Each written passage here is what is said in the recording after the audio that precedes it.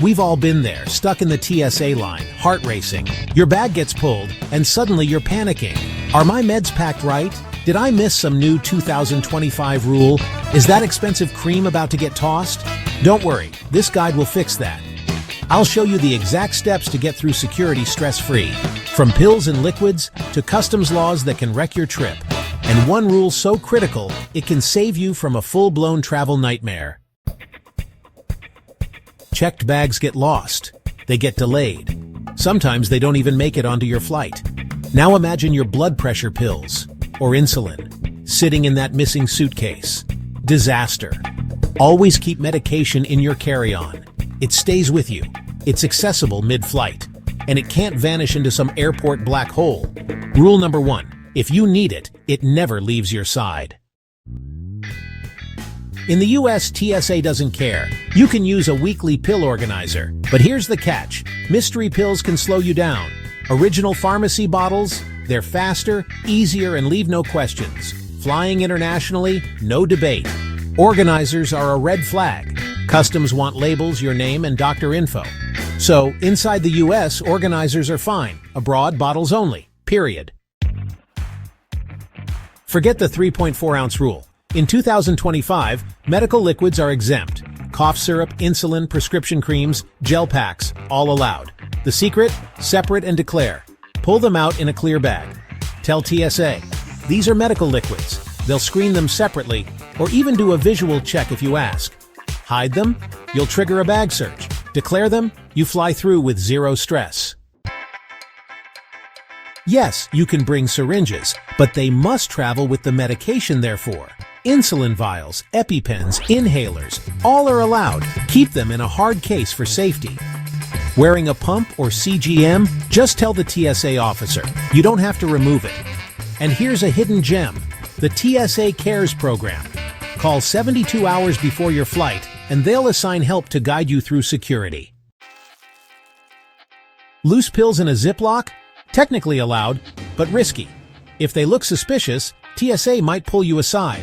Best move? Keep pills in original bottles. Pharmacy label equals instant proof they're legit. For supplements or vitamins, a labeled pill organizer is fine. And remember, security is faster when your meds look organized, not sketchy. The 3.4-ounce rule?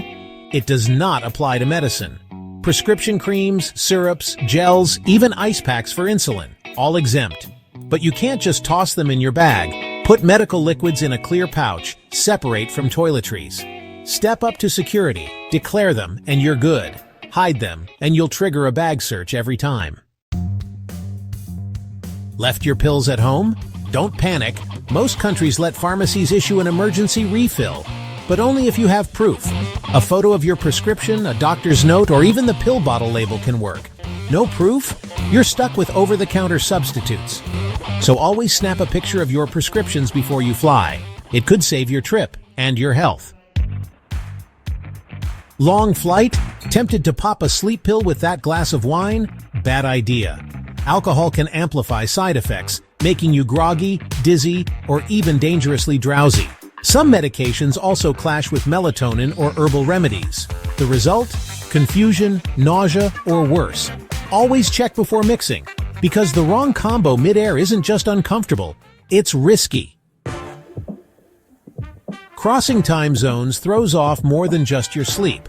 It can mess with your medication schedule too. Many travelers skip doses, thinking they'll catch up later. That's a mistake. Missing critical meds, like for blood pressure or diabetes, can cause serious problems mid-flight. The fix? Talk to your doctor before you travel and adjust your schedule safely, because airports are stressful enough without a health scare added in. Think you can just grab your meds at the airport? Bad idea. Airport pharmacies are limited, overpriced, and often don't stock what you actually need. Even simple prescriptions may be unavailable. And if you're abroad, the brand names may be completely different. That quick stop could leave you boarding without your medication. Always pack what you need from home, in the original bottle, so there are no surprises at the gate. Traveling with medication doesn't have to be stressful, but forgetting the rules, or leaving things to chance, can turn your trip into a nightmare. Keep your pills in original bottles. Pack them in your carry-on, never your checked bag. And always carry a doctor's note if you need larger quantities. Do this and you'll breeze through airports without worry, because the last thing you want is your medicine turning into a security problem. That free drink on the plane might feel tempting, but mix it with certain meds, and you're asking for trouble. Alcohol can amplify side effects like drowsiness, dizziness, or even nausea. On a flight, that's the last thing you want. Some meds and alcohol can even strain your liver or heart. So before you toast with that tiny wine bottle, double check. Sometimes the smartest choice is just sticking with water at 35,000 feet. Picture this. You've booked the dream trip, packed your bags, breezed through security, and now you're standing at the gate. Your plane is right there. But just as you're about to board, the gate agent looks at you and says the words no traveler wants to hear.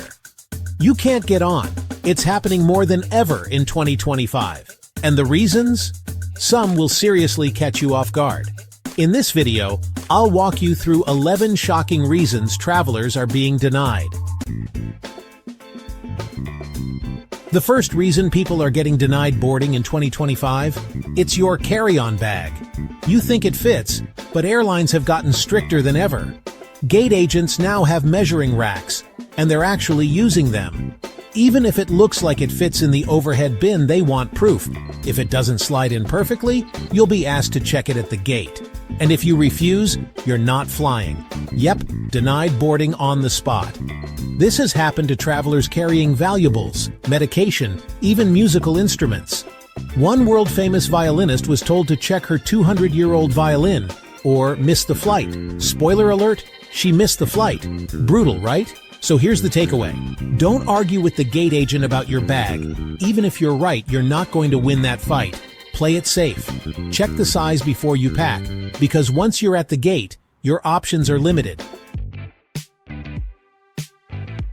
You got to the airport on time. You passed security. You grabbed a snack. You thought you had plenty of time. But when you strolled up to the gate, it was already closed. Yep, your flight hasn't even taken off yet, but you're not getting on.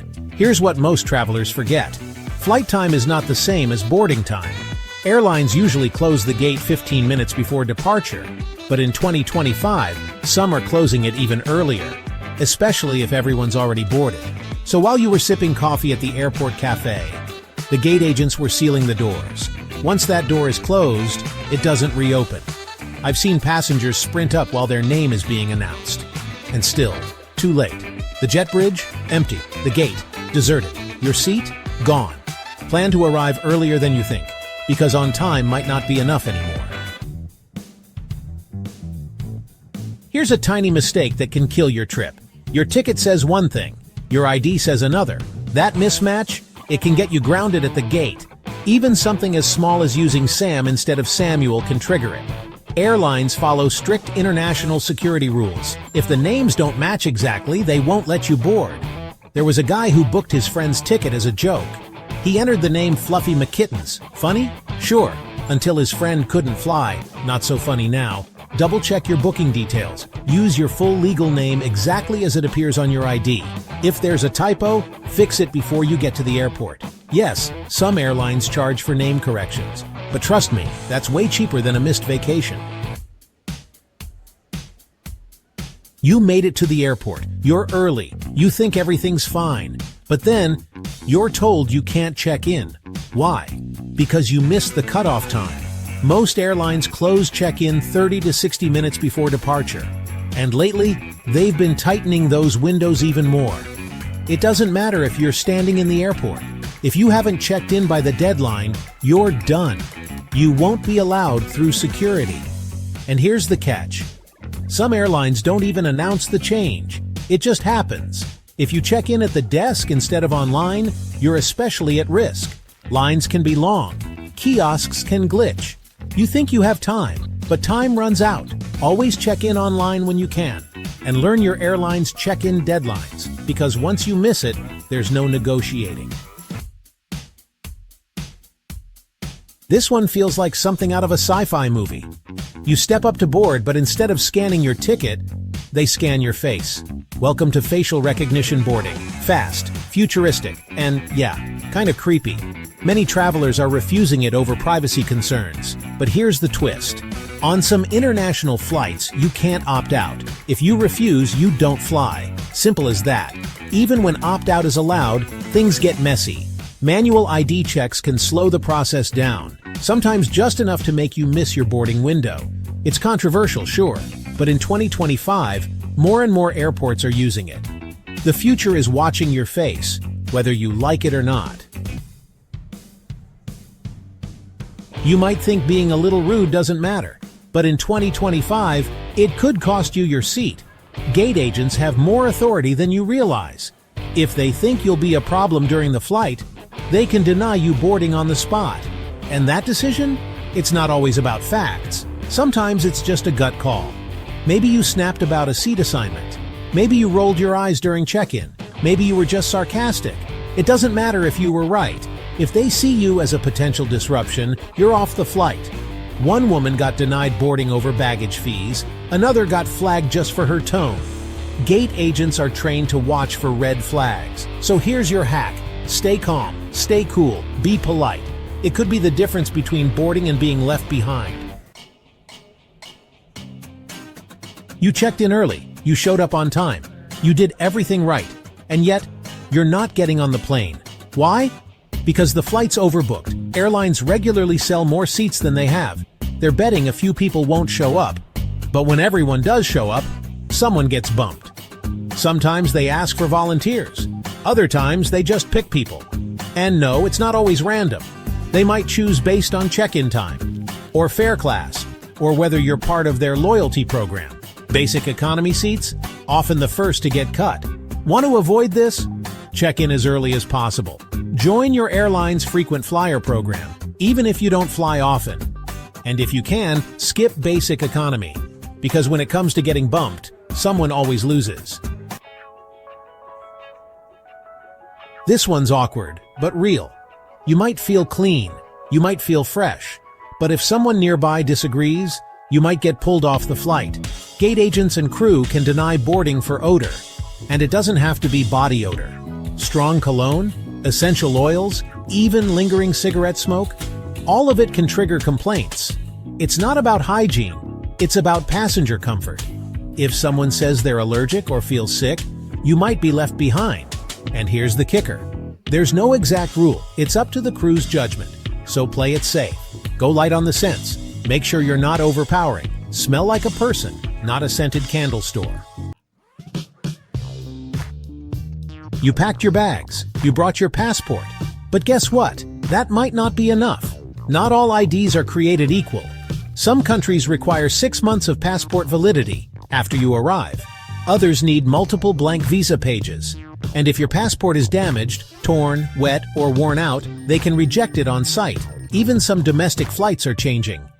In the US, Real ID is now required in many places. Your regular driver's license might not cut it anymore. So before your trip, check your documents. Not just that they exist, but that they're valid. Because once you're at the airport, it might be too late to fix it. You found an amazing deal. Everything went through. You got the confirmation email, you show up to the airport, and your name isn't in the system. What happened? You were hit by a booking glitch. Maybe your payment failed behind the scenes. Maybe the third-party site didn't sync with the airline. Or maybe the airline quietly canceled your ticket. Sometimes it looks confirmed. But it's a ghost reservation. If your name's not in their system, you're not getting on. So here's what to do. Always confirm your flight directly with the airline. Do it a few days before your trip. Take screenshots of your booking, confirmation, and seat assignment. Because if something goes wrong, you'll want receipts. And now, the most terrifying one. You check in, you walk to the gate. Everything seems normal. Then suddenly, you're pulled aside. You're told you can't board. No one tells you why. You've been flagged. Maybe your name matches someone on a watch list. Maybe there was a glitch in the security system. Maybe something from your past popped up, even if it wasn't serious. This has happened to real people. One woman was flying to her sister's wedding. She got blocked and missed the entire event. And the worst part? It took weeks to clear her name. So how do you avoid this? Don't cause problems in the air. Never joke about security, ever. And if you've had trouble before, call the airline ahead of time, because once you're flagged, the gate is the worst place to find out. So there you have it. 11 very real, very frustrating reasons travelers are being denied boarding in 2025. Stay sharp, stay prepared, and maybe keep fluffy McKittens off your next boarding pass.